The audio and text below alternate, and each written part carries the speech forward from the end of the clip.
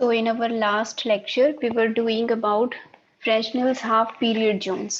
तो half period Jones हम कैसे ड्रॉ करते हैं ये हमने रीड किया था, और उसके बाद किसी पॉइंट पी पर हमने क्या निकाली थी, आपकी रिजल्टेंट इंटेंसिटी की वैल्यू भी कैलकुलेट की थी। तो वो रिजल्टेंट इंटेंसिटी आपने एम्पलीट्यूड निकाला था, इंटेंसिटी एम्पलीट्यूड की हेल्प से आप इजीली कैलकुलेट कर सकते हो। तो हमने रिजल्टेंट एम्पलीट्यूड की वैल्यू लिखी थी स्क्रीन पे, सेंटर में जो पॉइंट था उसके ऊपर। और in last we were saying कि किस किस चीज पर वो जो रिजल्टेंट एम्पलीट्यूड है वो हमारा डिपेंड करता है। तो हमने तीन फैक्टर्स वहां पे बताए आपके कि तीन फैक्टर्स हैं जिन पे कि रिजल्टेंट एम्पलीट्यूड डिपेंड करता है। Area corresponding to half period zones, mean distance travelled by corresponding waves, और थर्ड था आपका obliquity of waves reaching at that point from corresponding zone. So one by one we will see how these three factors are affecting intensity.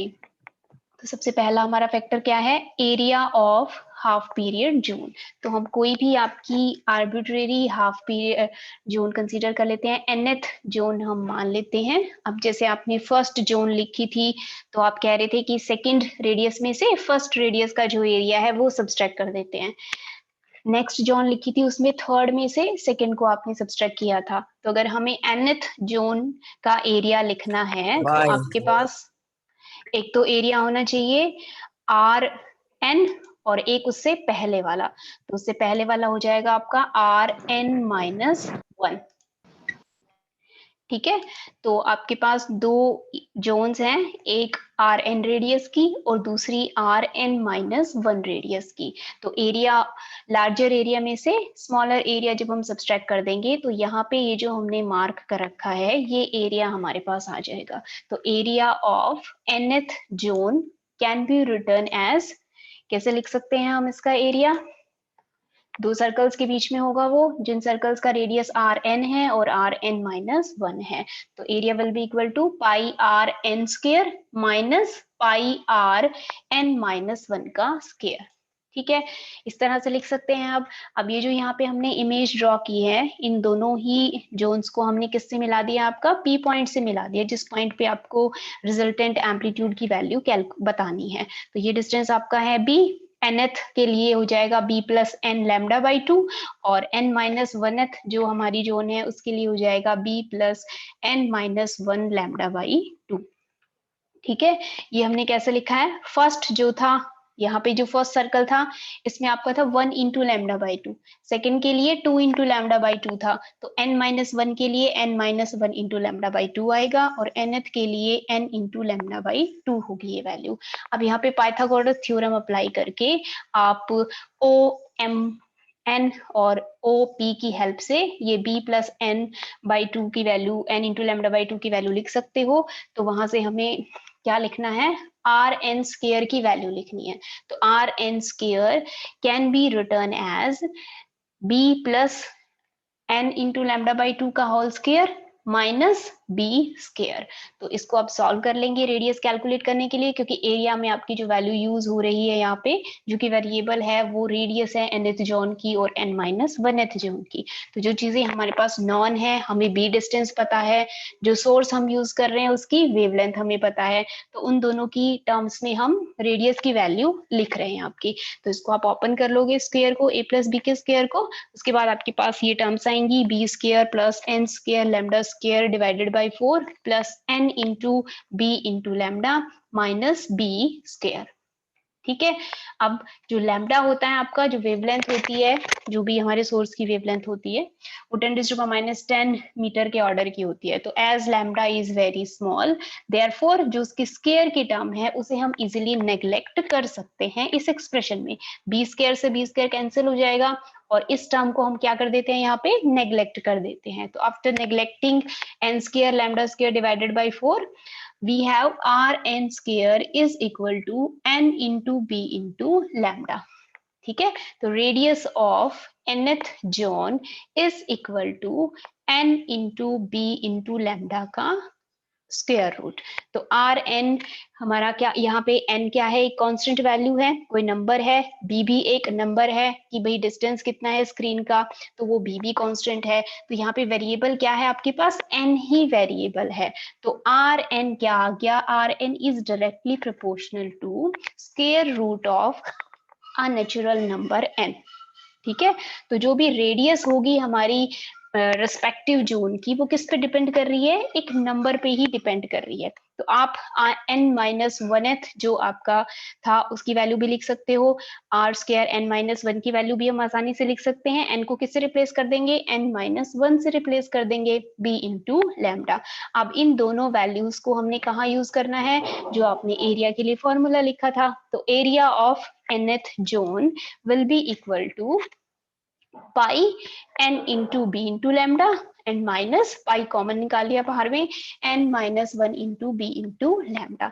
अब जो bracket है इसको solve कर लेंगे, n b into lambda वाली जो टर्म है वो कैंसिल हो जाएगी आपकी, और आपके पास क्या बचेगा, pi into B into lambda, ये टर्म हमारे पास रह जाएगी। तो अब देखिए किसी भी nth जोन का जो एरिया है उसमें क्या क्या टर्म्स आपकी आ रही हैं, एक तो पाई है, एक b है, और एक लैम्डा है।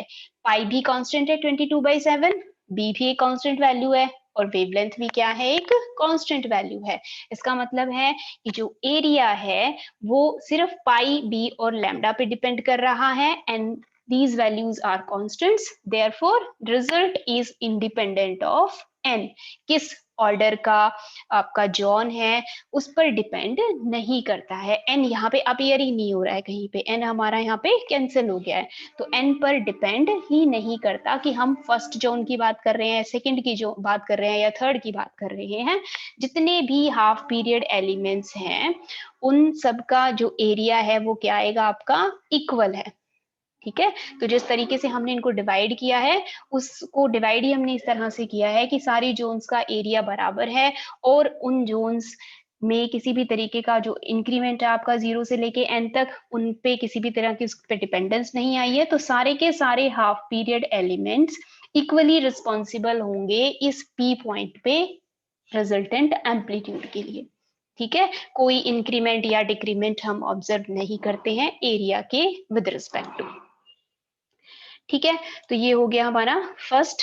तो ऑल हाफ पीरियड जोन्स है इक्वल एरियाज, ये हमने निकाल लिया हमारा। तो सेकंड हमारा क्या था, डिस्टेंस था फैक्टर। डिस्टेंस जो भी एम्पलीट्यूड है वेव का, जो P पॉइंट पे पहुंच रही है, amplitude of a wave reaching P depends upon the distance travelled by the wave from the wave front. Wave से सॉरी जो वेव फ्रंट है उस वेव फ्रंट से लेके जो भी रिजल्टेंट एम्पलीट्यूड किसी पॉइंट पे जिस पे निकालना है, उस पॉइंट पे आपकी वेव्स जो भी पाथ ट्रेवल करके आती हैं उसके ऊपर तो डिपेंड करता ही है आपका इंटेंसिटी का वैल्यू। और इसके लिए हमने जब आपकी अजम्पशंस पढ़ी थी वहां पे हमने बताया था कि जैसे जैसे डिस्टेंस इंक्रीज होता जाता है रिजल्टेंट इंटेंसिटी की वैल्यू क्या होती जाती है, डिक्रीज होती जाती है। तो हमने वही चीज यहाँ पे यूज करनी है कि it is inversely proportional to the distance. Amplitude की वैल्यू डिस्टेंस के इनवर्सली प्रोपोर्शनल होती है। तो इसका मतलब क्या हो गया, जो अभी आपने पॉइंट P माना हुआ है उस P के विद रिस्पेक्ट टू आप जैसे जैसे हायर ऑर्डर के हाफ पीरियड एलिमेंट्स की तरफ मूव करेंगे, उन हाफ पीरियड एलिमेंट्स की वजह से इंटेंसिटी की वैल्यू उस पॉइंट पे क्या होती जाएगी, डिक्रीज होती जाएगी।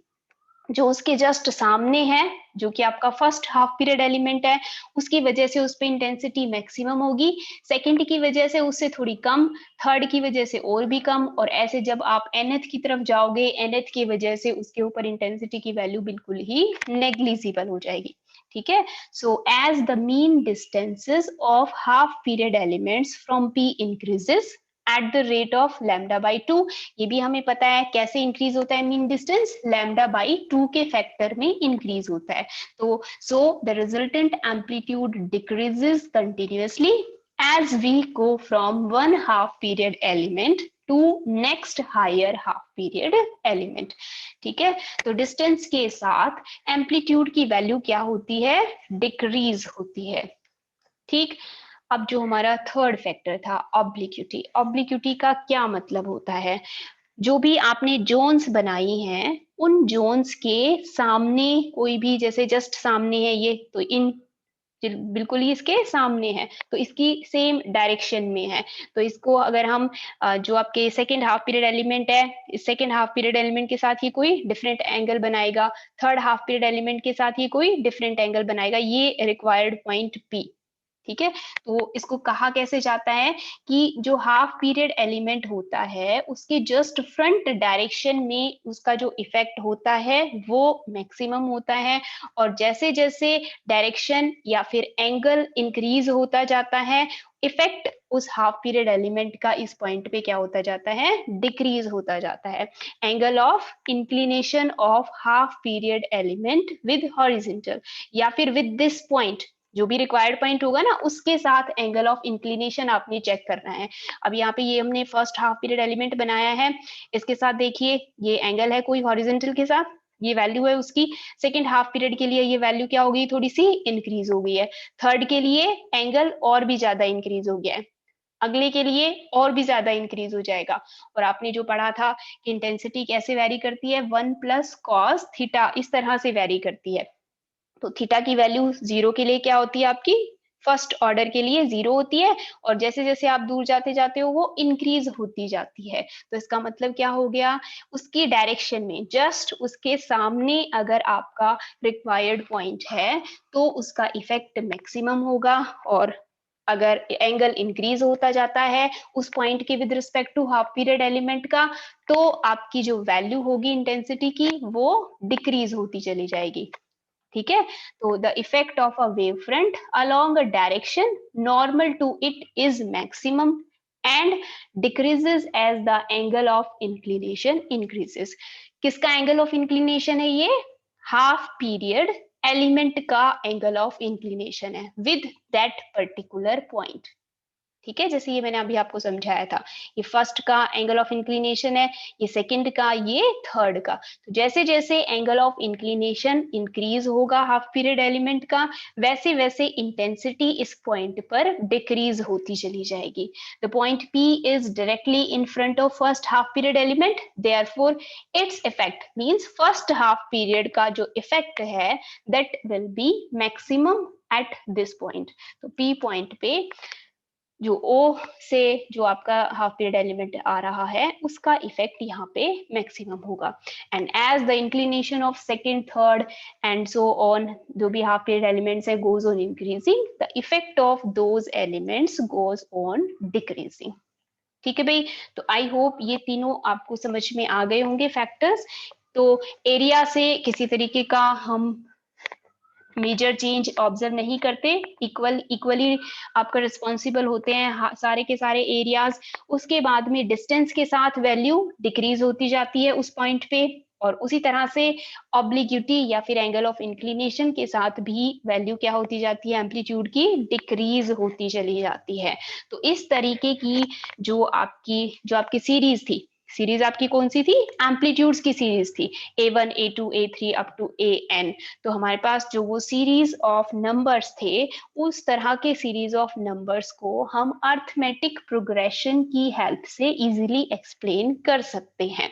ठीक है, so by taking into account all these three factors, we can conclude that A1 A2 A3 will continue to decrease and may be taken to form an arithmetic progression।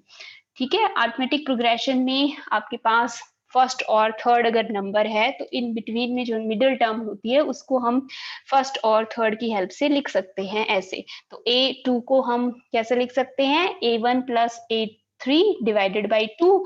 इसी तरह से जो फोर्थ टर्म होगी आपकी, तो आपको ये कैसे याद रखना है कि आपने कौन सी टर्म्स को दूसरी टर्म्स की फॉर्म में लिखना है।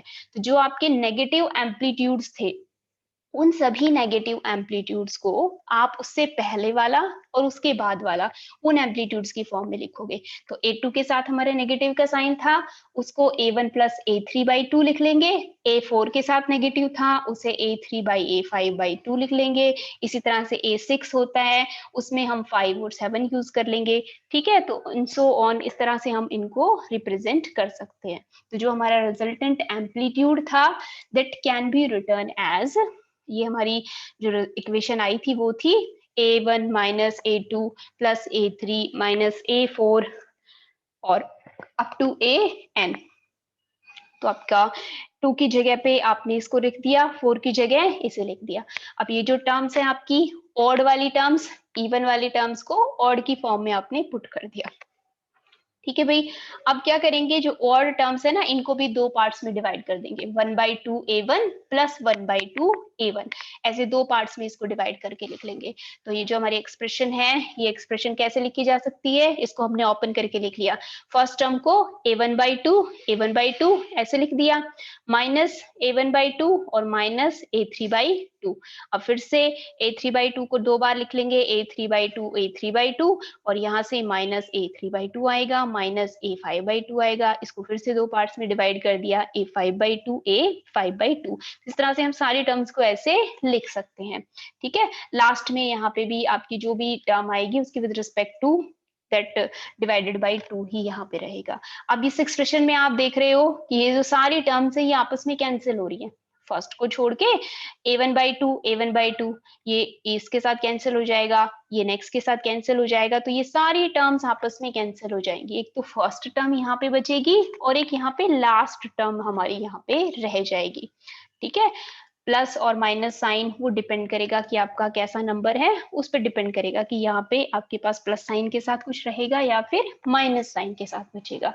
तो for an infinite number of wave fronts, जो भी जो आपने जोन्स बनाए ना, अगर आप इनफाइनाइटली लार्ज नंबर ऑफ उसके ऊपर जोन्स बना देते हो तो एन की जो वैल्यू है वो बहुत ही लार्ज हो जाएगी। तो जो बिल्कुल लास्ट वाला जो टर्म आएगा ना हमारे पास AN या फिर AN/2 कुछ भी होगा वहां पे, वो हमारा नेग्लिजिबली स्मॉल होगा।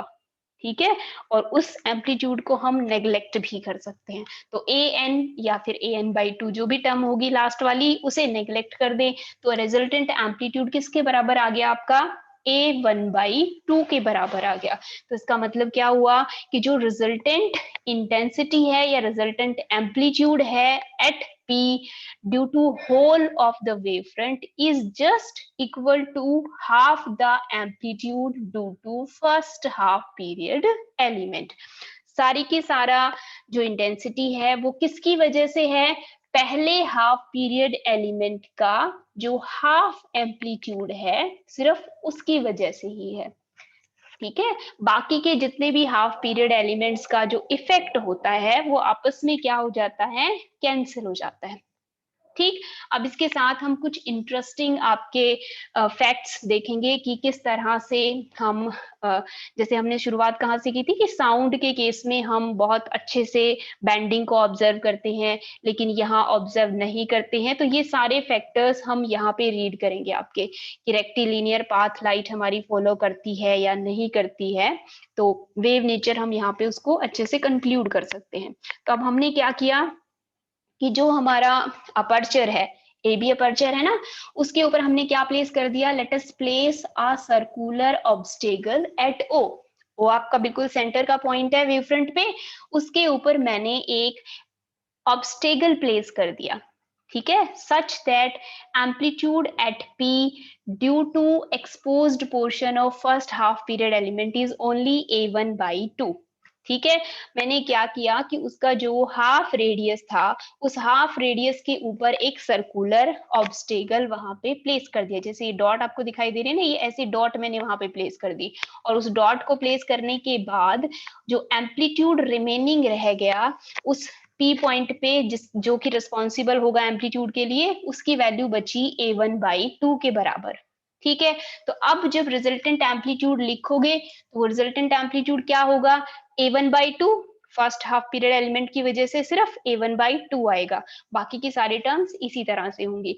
अब जब आप सेकेंड फोर्थ को ओपन करके लिखोगे तो जो आपने वैल्यूज लिखी थी वहां से आप देखोगे कि ये जो आपके सारे फैक्टर्स हैं ये आपस में क्या हो जाएंगे, कैंसिल हो जाएंगे। तो यहाँ पे इंटेंसिटी क्या हो जाएगी, 0 हो जाएगी। तो इसका मतलब क्या है कि अगर हम ऑब्स्टेकल कितने ऑर्डर का, एक फर्स्ट हाफ पीरियड एलिमेंट के हाफ एरिया को अगर हम किसी ऑब्स्टेकल की हेल्प से कवर कर देंगे तो आपका जो स्क्रीन है वो स्क्रीन के ऊपर इंटेंसिटी पी पॉइंट की क्या हो जाएगी, बिल्कुल ही 0 हो जाएगी, या फिर वहां पे आपको कुछ भी दिखाई नहीं देगा स्क्रीन के ऊपर, पूरा ब्लैक आउट हो जाएगा, आपको कुछ भी विजिबल नहीं होगा। तो इतने छोटे साइज के ऑब्स्टेकल को बीच में प्लेस करके आप पूरी की पूरी इंटेंसिटी को कट ऑफ कर सकते हैं। Radius of the obstacle should be less then, अभी अभी हमने कहा कि फर्स्ट हाफ पीरियड एलिमेंट के आधे एरिया को कवर करना है, तो जो रेडियस होगी ऑब्स्टेकल की that should be less than radius of first half period element. और फर्स्ट हाफ पीरियड एलिमेंट की जो रेडियस है वो क्या होती है, under root 1 into B into lambda, तो under root b into lambda के बराबर होती है। इस एक्सप्रेशन में हमने इसको पुट करके निकाला है। तो इसके बाद हमने क्या चीज डिस्कस करनी है, कोई भी हम एक एग्जाम्पल ले लेंगे लाइट की वेवलेंथ का और उसके साथ देखेंगे कि क्या ऑर्डर होता है। तो अभी फिलहाल के लिए तो हम इतना ही कर रहे हैं, इसका जो डिस्कशन है वो हम आपकी अगली क्लास में करेंगे। यहाँ पे आपने सिर्फ एक ही इंपॉर्टेंट चीज नोटिस की कि जो हमारा एक्सपोज्ड पोर्शन होता है वेव फ्रंट का, अगर उसके बिल्कुल सेंटर में हम फर्स्ट हाफ पीरियड एलिमेंट के एरिया के आधे एरिया के बराबर अगर कोई सर्कुलर ऑब्स्टेकल प्लेस कर दें तो स्क्रीन के ऊपर हमें बिल्कुल ही कुछ भी दिखाई नहीं देगा, स्क्रीन के ऊपर बिल्कुल डार्कनेस आप ऑब्जर्व करोगे। ठीक है, तो बहुत ही स्मॉल साइज का ऑब्स्टेकल भी पूरी इंटेंसिटी को 0 कर सकता है।